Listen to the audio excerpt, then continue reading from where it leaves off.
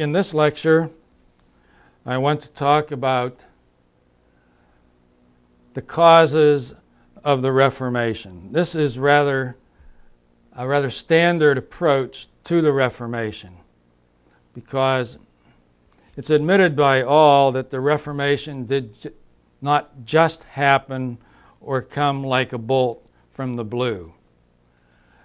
With the gift of hindsight, we can see that for more than a century, things and conditions were building up in the church.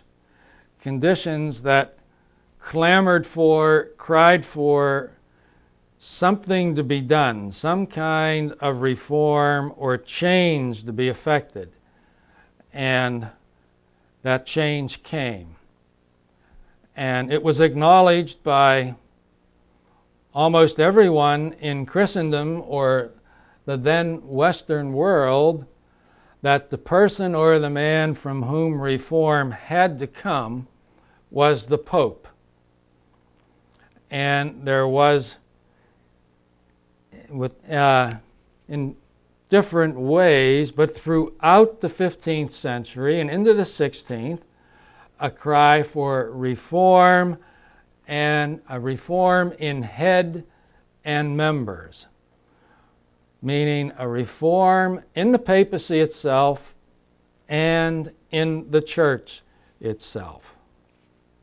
And part of the tragedy of the Reformation is that the church before 1517 was unable to reform itself or to set in motion events or changes that would have led to a reform in the church that would have satisfied its members and really affected change. It's possible to go back deep into the Middle Ages when enumerating or toting up the causes of the Reformation. I would like to start simply with the 14th century. And you would find very little who would argue about this. In other words, all of the events or things that I'm going to talk about had made some kind of contribution to what we call the Reformation, and therefore to the Counter-Reformation. The first thing to note is that in the 14th century, there was a period of approximately 70 years, from 1309 to 1377, when the Pope was not living or residing in Rome. He was living and residing in Avignon. Now, Avignon is today part of France. In the 14th century, it was papal territory. But nevertheless, it was felt that since it was part of French culture, that the Pope was somehow or other at least under the influence of the King of France, if not under his thumb. And to make matters worse, in the eyes of non-Frenchmen, all of these popes at Avignon were French. It's universally agreed that they were good popes. They were not bad popes.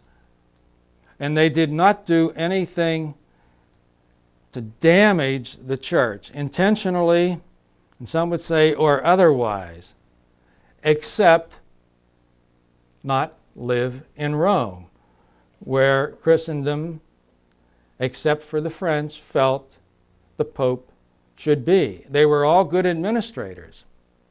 They were all very, very orthodox. But it was just that they were living in a place where they should not have been. Now, in the midst of the Pope living outside of the Italian peninsula, outside of Rome, there occurred one of those events in European history that mark an age forever, one might almost say, and that was the famous or the infamous Black Death. There's no sense in going into, what medically, what kind of disease was it? It was a plague. It was called the plague, and there were 3 waves of it between 1348 and 13 1069. And the important thing for us to note is that it decimated the population of Europe. We do not have any hard and fast figures, but it's safe to say that it probably removed 1/3 of the population, or reduced the population of Europe by 1/3, and removed 1/2 of the clergy. That is, reduced the population of the clergy by 1/2. And the latter was critical, because not so much because they were clergy, but because of the steps that were taken to make up the losses. The common opinion is that dioceses or bishops and religious orders also felt their losses very keenly, and they tried very hard to make them up. And that they went out, as it were, and beat the highways and the byways, and brought in and kept unworthy candidates. In other words, they lowered their standards. And you cannot see this immediately. It takes a generation or so for this to appear.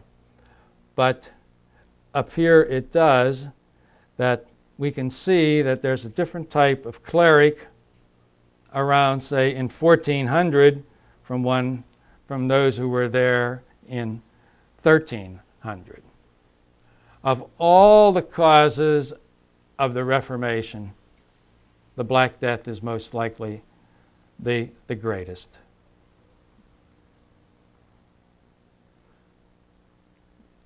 Not too long after the Black Death, there occurred something that was far worse than the popes living in Avignon. Under the prodding and the influence of St. Catherine of Siena, among others, the popes finally pulled themselves up from Avignon, or the Pope pulled himself up from Avignon and went back to Rome. But through circumstances that we don't have to detail, the cardinals thought that they had elected the wrong man, and they proceeded to elect a counter-pope in 1378 to the pope who was then living in Rome. And this counter-pope was French. He went to Avignon, and the man, already resident now in Rome, stayed in Rome, and Christendom now had the spectacle of not one pope living where he shouldn't have been, but of two popes, each claiming to be the rightful pope, one living in Avignon, the other in Rome. And this brought untold evils in its wake at the very top. And I think it's enough simply to take one thing, and that is the effect that it had on the popes and their search for money. Because the pope was a monarch, and he had a court. And if we have two popes, then we have two courts. And it costs more money to run two courts than one. And so during this schism, generally the popes were always in need of money. And eventually they took steps that were wrong. Quite simply, what they did in some instances was that they sold offices. They became venal, corrupt. And if the primary consideration frequently, perhaps for a bishopric, perhaps simply for what they call a benefice, was not the worthiness of the candidate or the man, but how much could he pay, or could he pay for it? To one of the popes of the time, Boniface IX, goes the unenviable distinction of probably having begun the papal sale of offices. And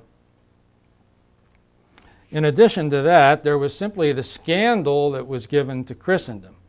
Avignon could have been a scandal, but that was probably not. The schism is, where you have two popes, each vying for the loyalty, the affection, and the revenue of the faithful.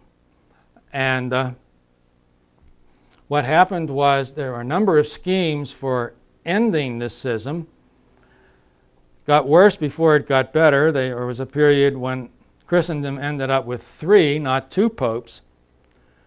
But there was pretty well agreement that the best way to end this schism would be through a council of the church. So they called a council. It was at Constance. And to make a long story short, they got the popes, the 3 popes, to resign. They elected a new one, and the election held. And that was in the year 1417. The new pope was Pope Martin V. And he was the duly elected and honored and acknowledged pope. But there was a price that had to be paid. The council fathers were afraid that once they left, that the cardinals might proceed again to elect a counter or a rival pope. So they said they wanted to make it so that councils would meet frequently. And they began to promote the doctrine that a council was above the pope. And that is known in church history as conciliarism. And the council concluded that the way to forestall multiple popes in the future was to have more councils, or to have councils more often. So they passed decrees saying that 5 years after they broke up, there should be a council. Then 7 years after that, there should be a council. And then 10 years after that, another council. And then every 10 years, there should be a council of the church. And the Pope agreed, and he had no intention of fulfilling that. But he got the council prorogued or dismantled the council. But this movement stayed on through the 1420s, the 1430s, the 1440s, when there was another council of the church of Basel or Ball, and where the council was jockeying with the Pope and acting at times as if it were Pope, even going so far as to declare the Pope deposed. But through tactful policy and diplomacy, the Pope won out, and by the year 1447, we can say that the immediate danger of conciliarism, or of a council asserting itself over the Pope, was past. Not definitively past, but the worst part was over. We can see that with the virtue of hindsight. 1447 is usually taken as the year that began or marked the appearance of what we call the Renaissance papacy, or the Renaissance popes. The Italian Renaissance was in full swing at this time, and when we speak of the Renaissance popes, what we mean more than anything else is that these popes were more men of culture or rulers than popes. Doesn't mean that some may have been bad, some corrupt. They were all duly elected, but they had other interests, other things on their minds besides being Pope. It's possible just to go through and name them and give one characteristic of them. The first Renaissance Pope would be Nicholas V. He was learned, he was a very cultured man, and he was pious. And his successor, Callistus, was a very mortified man and a good man. But he was followed by Pius II, who led he had a wild youth, an irresponsible youth, had an illegitimate child, but a sound manhood, and he's one of the great scholars of history. His successor was a worldly man, or a worldling, and his successor, Sixtus IV, was completely a worldling. He's best known perhaps for the chapel that he built, which was later decorated by Michelangelo, the Sistine Chapel. His successor, Innocent VIII, had an illegitimate family. Alexander VI, who was Spanish, is perhaps the worst of them all. He had many illegitimate children, but he was a good political candidate. But his reign as Pope did more to weaken the moral prestige of the papacy than almost anything imaginable. He was succeeded by Julius II, who didn't cause scandal, but he was more a soldier than a pope. If any of you have ever seen the movie The Agony and the Ecstasy, you may remember the beginning of it, where Michelangelo comes to a field of battle to see the general there, and the general comes up in full armor, lifts up his visor, and starts to talk to Michelangelo, and Michelangelo says, "Yes, Your Holiness." The Pope led his own army in battle. And finally there came Leo X, a Medici who was worldly, magnificent, but who was totally unaware of what was happening around him in the church. And he had no conception at all of the danger that was threatening the church and church unity. Now, going beyond this, beyond the head, if we go down into the members, we might say that there were a number of abuses that called for reform. And we could put, if we go to the clergy, to what we can call the lower clergy or the ordinary priests, the times we can say that one vice that many of them had was immorality. Many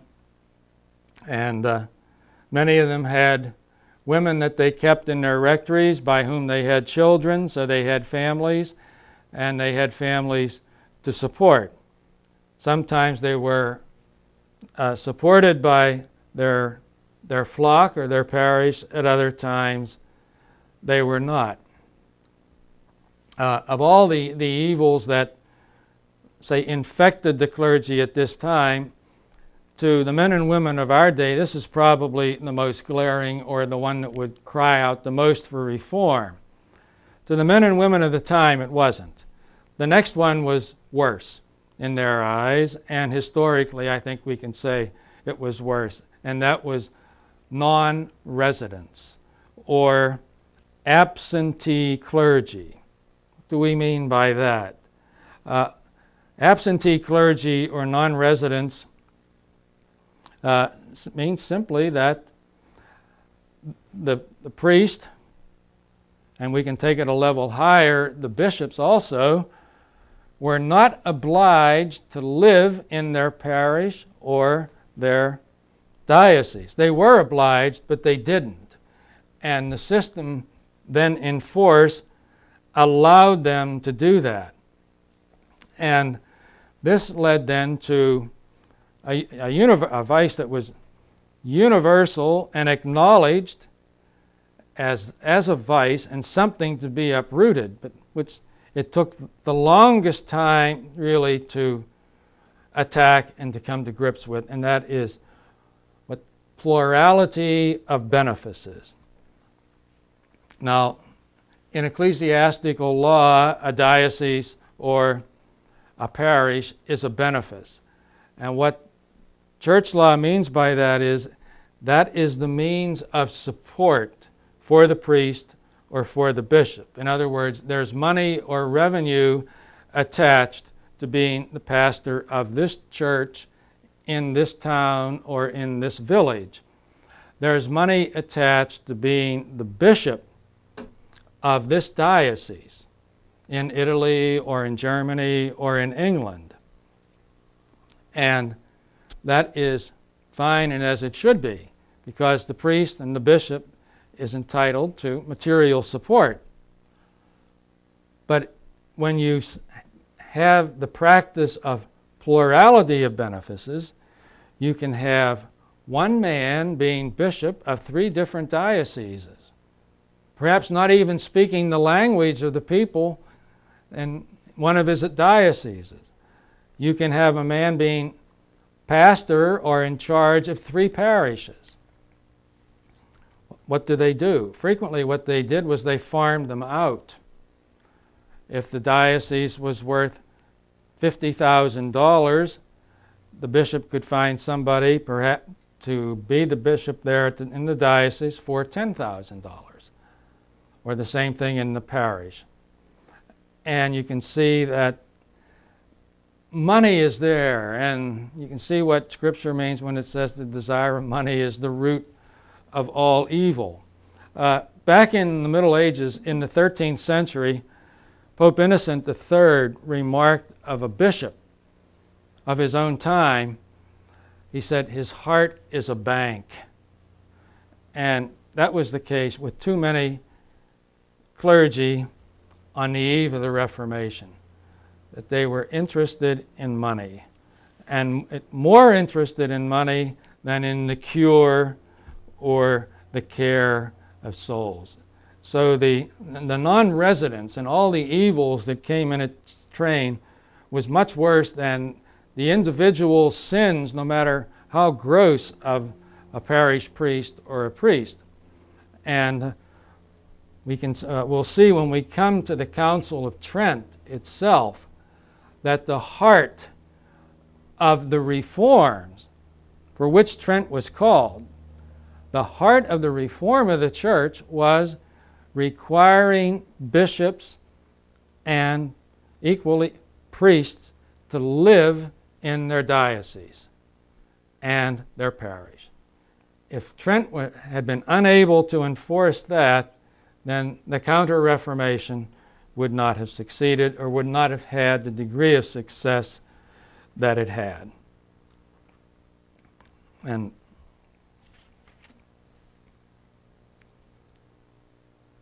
this brings us to the eve of the Reformation itself. And there are other evils that we could mention, but I think it's enough. The ones that I've talked about show pretty generally that the condition of the church was not good. And what made it worse was that the people knew that things were not right, and that popular indignation or popular discontent was there, and all it needed was for someone to strike a spark, as it were, to give the people a chance to vent their indignation primarily at the clergy, who were the prestige-enjoying class, at the Pope himself, or at the bishops, or at the cardinals, or at the priests. And the occasion for that was Martin Luther's nailing of the 95 Theses to the church door at Wittenberg. Now, before going into the Counter-Reformation proper, I think it's only fair to note that there was more than an awareness in the church of the need of reform. There were also some attempts made at reform, and that will be the subject of my next lecture, Catholic attempts at reform. And then after that, we will go to the Council of Trent itself.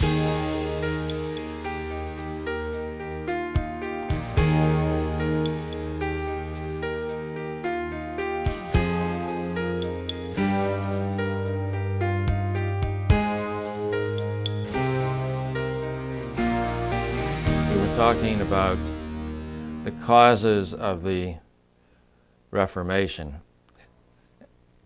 The next logical subject in our treatment of the Counter-Reformation would be Catholic attempts at self-reform or at reform. And that is our topic for today. But before going into that, there are a few more things I would like to say about the causes of the Reformation, or we could put them under the general rubric of the decline of the Church.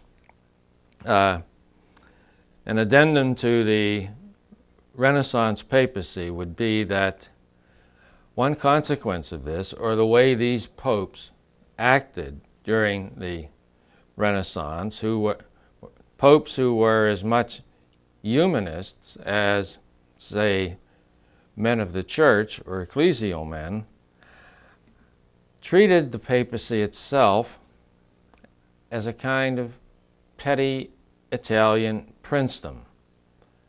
And they came to be viewed in the eyes of many as just that, just another Italian prince. And along with this went actions that were really unbecoming the papal office and unbecoming to any office. The sale of offices, and frequently or usually the sale of offices, of church offices, was done through the Roman Curia, or the bureaucracy by which and through which the Pope governed the church. And it was universally recognized and acknowledged that the Curia was corrupt and in need of reform. Another side to this Italian princedom would be that many of the leading, or some of the leading families of Italy viewed the papacy as almost a family office or affair, but where you had Italian families competing or presenting candidates for the papacy. The Medici, the Della Rovere, the Colonna, there are others. But they considered the papacy almost to be a family possession and vied for election as Pope, and the elections were not always above board and as upright as they should have been. A further facet or aspect of this would be that in some ways the popes acted like the other Italian princes. They promoted their own, or the word for this in ecclesiastical parlance is that they indulged in nepotism. They promoted their nephews, or they took care of their nephews. And during the late 15th century and into the 16th century, sometimes it was a case of a pope promoting or taking care of his own illegitimate children.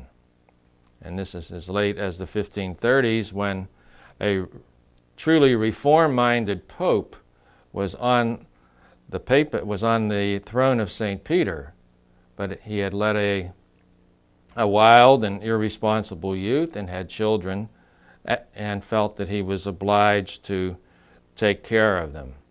Nepotism goes back deep into the Middle Ages in the church, and in the Middle Ages there arose a saying that summarized not just what was afoot or going on, but the problem really of dealing with it. The saying was this: when God deprived bishops of sons, the devil gave them nephews, which meant that they took care of their own, they preferred them, and made it really papal policy or episcopal policy, if they were bishops or whatever, to see to it that their sisters' sons or their brothers' sons were well taken care of, to the detriment of the church. Now, having said that, we can go on to Catholic attempts at reform, and which leads us logically then into the reaction or what the church did when the Reformation came on. And this brings us up against a number of problems or questions. And at the very beginning, when we speak of Counter-Reformation or Catholic Reformation, or that, we come up against the problem of nomenclature, or what do we call the Catholic attempts at reform? And a second question is, how do we date, or when do we date the Catholic Reformation or Counter-Reformation? The first question is, what's the right or proper or best name to call the Catholic attempts at reform?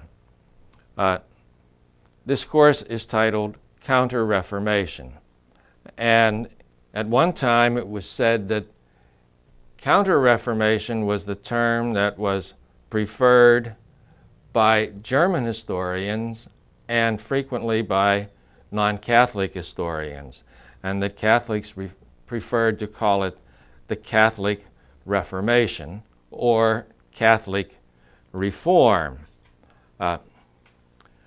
The book that I recommended very highly at the beginning of this course, R.R. Palmer's History of the Modern World, calls the Catholic attempts at reform, once Martin Luther has come onto the scene, as Catholicism reformed and reorganized.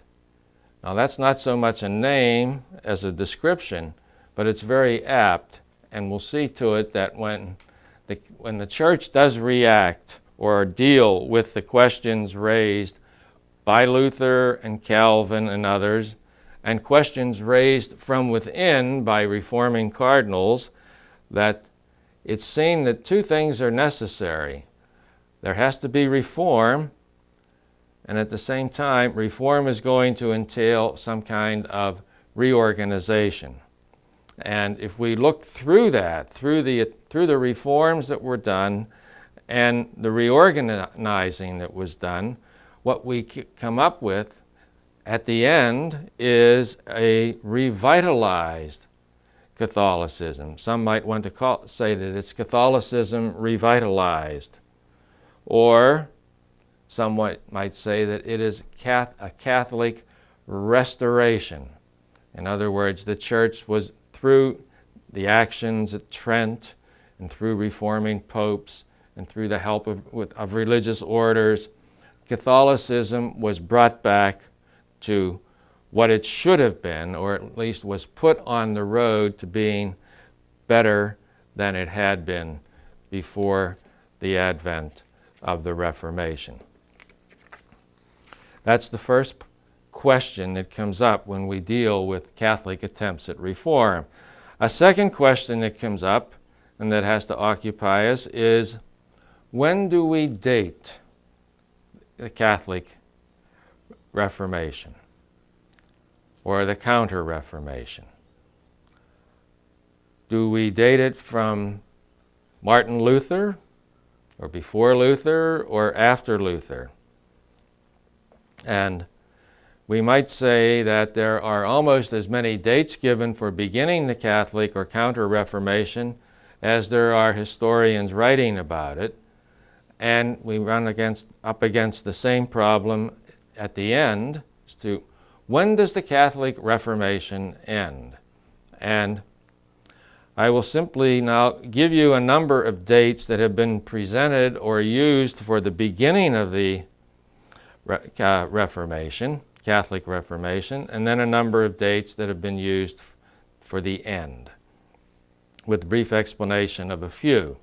Our co-text Greengrass, the Longman companion to the European Reformation, starts it at 1500. Some would suggest that a better date would be 1512, when there was the Fifth Council of the Lateran. Others would say 1537, the year in which a special committee presented its plan of reform to the Pope. Our text, Sia, starts his treatment of Catholic Reformation or Restoration the year 1540. Others would start it at 1545, when the Council of Trent actually convened and met and deliberated. Others would go a step further and say started at 1555, and some even started as late as 1559. O'Connell starts it at 1559. Sometimes these dates are chosen because the book that is being written as a textbook or as part of a series is controlled by the dates assigned to him by the general editor. For instance, O'Connell had little choice. The Catholic Reformation or Counter-Reformation for him had to start at 1559. It had to end in 1610, and that's when he ends it, and that's when the New Cambridge Modern History would end, the Catholic Reformation or Restoration. Others would end it at 1618 with the start of the 30 Years' War. Still others would say no, 1648, the date of the Peace of Westphalia, when the 30 Years' War is over, and both Catholics and Protestants in Europe are too exhausted to fight anymore. And the religious wars then come to an end.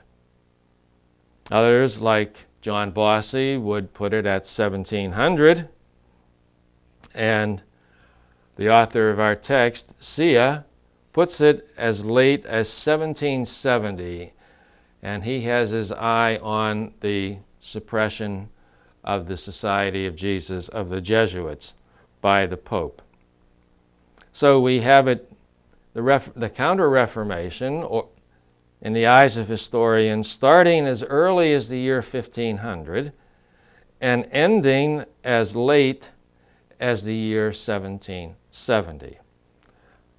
I should say that our text, through the dates chosen by the author, takes us a full 100 years beyond where most historians would stop. But Professor Sia's treatment is indicative of changing currents in the study of both Reformation and Counter-Reformation today. And it is written under the influence of men like historians like Evenet, like Bossy, and like Delumeau. That said, we can now begin to look directly at what we can call Catholic attempts at reform, or what we could call pre-Counter-Reformation attempts at reform by the Church. These all come from within the Church and are done by men who are and remain loyal to the Church. Some are explicitly and intentionally reformers, men who recognize the state of the Church and the need for some kind of action on the part of the Church. Others are simply, they come from, you might say, private or personal devotion. And I think a logical place to start in the 15th century is the Low Countries, today's modern Holland and Belgium. And there was a movement there that became quite was very intense and had profound effects, really, within the locale in which it worked. It would be the Netherlands, Holland, Belgium, and the Rhine, along the Rhine River. This movement is usually given or known by its Latin name, Devotio Moderna, or the modern devotion. Modern is obvious here, it refers to late 14th and early 15th century. And this movement, the Devotio Moderna, began with the reform of a congregation in the town of Windesheim, and throughout the 15th century, it was the center of the modern devotion. And we wouldn't be speaking of the modern devotion, I think, today, or at least be saying as much about it as we do, were it not for the fact that one of the members, or one of those who was part of the modern devotion, wrote a book. And almost every Christian is acquainted with that book. It has been said to be the most popular Christian book after the Bible ever written. It's a classic of Christian spirituality, the Imitation of Christ, sometimes called the Following of Christ. And there's some question as to the authorship. The traditional author is Thomas à Kempis, and it inculcates a combination of monastic and somewhat, we could say, secular spirituality, or spirituality that acknowledges the world, but it is primarily monastic in its origins and in its focus. Now, intimately connected with the modern devotion, or the Devotio Moderna, was a new order, the Brothers of the Common Life, which was founded by Gerard Groot in the Netherlands, and which soon had branch houses in various parts of the Rhineland and Germany itself. And the members shared a common life, but they remained laymen, and they took no binding religious vows. They opened schools and dedicated themselves then to the instruction of boys in reading and writing and Christian idealism, or the Christian ideal, and good character and conduct. And by the end of the 15th century, there were thousands of laymen in the Netherlands and along the Rhine who had, in the Rhine Valley, had received their schooling from these men, from the brothers. And their outstanding student was the Christian humanist and priest Erasmus of Rotterdam. But the effect of this movement, the Devotio Moderna, was limited because it had no great or outstanding leader. There was no great moral reformer who was able to undertake and effect the reform, a wider reform within the church. And so it is really of historical importance, but historical importance in the sense in which we sometimes use that of the past, and it did not have the effect that one would have hoped that it would have on the men and women of the time. There were two other specific movements of reform that came. The one was local and the one was national. The local reform was that of the Dominican Girolamo Savonarola, who was a Florentine Dominican and who had become disgusted with the secularism and the loose living that he saw around him, became quite well known as a preacher and reached the point where he had a great following and enmeshed himself in the politics of Florence to the point where he became the political leader of Florence and was actually the ruler for a while, and was able to try to put into effect a very strict, some would say a kind of puritanical Christianity. One thing that he was famous for was his preaching to women to abandon their vanities and having bonfires of the vanities in which women would bring their fancy dresses and clothes and their makeup and that and pile it up in the town square, and there would be literally a bonfire. But Savonarola made enemies, and they set about overthrowing him, and he was executed in the year 1498. But he was a man who saw clearly that there was something wrong with Christian society of his day.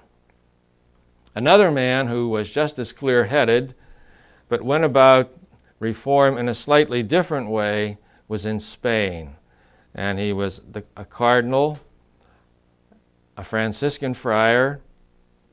He was the Archbishop of Toledo and the primate of Spain, and his name is Jimenez. He had been for a while confessor to Queen Isabella, and he was fortunate to have her as a monarch, or because in many ways she saw eye to eye with him and supported him in his efforts at reform. And he had been a secular priest before he became a Franciscan, and he lived most of his life in a friary, but then he was called to be with the Queen and at her side, as it were, at court, where he was her spiritual director. And from that time on, his influence with her and within the country was very, very great. And from 1495 on, he and the Queen were working to reform the church in Spain. And in 1507, he was made a cardinal and Grand Inquisitor, and for a while, in 1516, when Ferdinand, the husband of Isabella, had died, he was the secular ruler as well as the ecclesiastical or spiritual ruler of Spain until the young Emperor Charles V arrived there. But Jimenez was known for seeing quite clearly what was wrong in the church and then making attempts at reform. It could be perhaps his own order is the place to start. He was quite strict, and he insisted on the friars in the various friaries throughout Spain beginning to reform their lives and to lead good lives, and if they would not, he would take steps to see to it that the friary would be removed, or if it was another order, in fact, one order he had suppressed. He was also a great promoter of education or of study, and especially of study of the Bible. And he founded the University of Alcalá to provide for clerical education. And he was responsible then for a great polyglot edition of the Bible. This was something that was being done in the wake, as it were, of the printing press. And side by side with reform in Spain was zeal for the missions, or missionary zeal in the New World, and missionaries were sent with all expeditions that went to the New World. And Jimenez died just as the Reformation was beginning. But we have, I think, to conclude that what he and Queen Isabella, between them, had done was largely responsible for the fact that Spain held for the Catholic faith, the fullness of the faith during the Reformation times, and was really not receptive to Protestantism. At least not receptive in the way Italians or Poles or Germans or Frenchmen were. The Pyrenees Mountains has something to do with this, but we should not overlook the work of Jimenez and his queen, Isabella. The next name that we should take is one that is famous throughout Christendom and was actually the most famous man in Christendom when the Reformation broke, and that was Erasmus of Rotterdam. And we will begin our next lecture then with Erasmus, follow that up with the report of the Special Committee, Papal Committee on Conditions in the Church and what to do about reforming or correcting the abuses in the Church. And then from there we will go directly into the Council of Trent.